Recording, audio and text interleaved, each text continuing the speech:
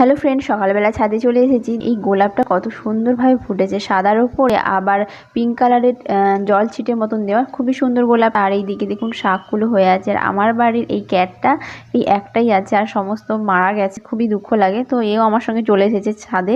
তো এই দিকে আসুন, দেখুন কত সুন্দরভাবে টমেটোগুলো এবার ধরতে শুরু করেছে। প্রতিটা গাছে ভরপুর ফুল এবং কত টমেটো যে ধরেছে। আর ফুলগুলোকে এসে না আমি মাঝে মাঝে ড্যাব ড্যাব করে দিই, যাতে ভালো করে টমেটোগুলো ধরতে পারে। আপনারাও এসে এইভাবে যখন ফুল হবে, ফুলগুলোকে একটু ড্যাব ড্যাব হাত দিয়ে একটু করে দিলে না অনেক সুন্দরভাবে ফলনটা পাবেন। তো আমি এসে যখন পারি ওইভাবেই করে দিই।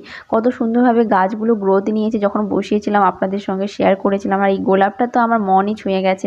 আর এই যে দেখুন আমার শসা গাছগুলো আপনাদের সঙ্গেই বসিয়েছিলাম, কিভাবে তৈরি করেছিলাম মাটি সবই আমার লং ভিডিওতে দেওয়া হয়েছে, অবশ্যই আপনারা চাইলে চেক করে নিতে পারেন। আর জবা গাছে তো খাবার দেওয়ার পরে খুব সুন্দরভাবে ব্লুমিং শুরু করেছে। আছে তবে আসি, বাই।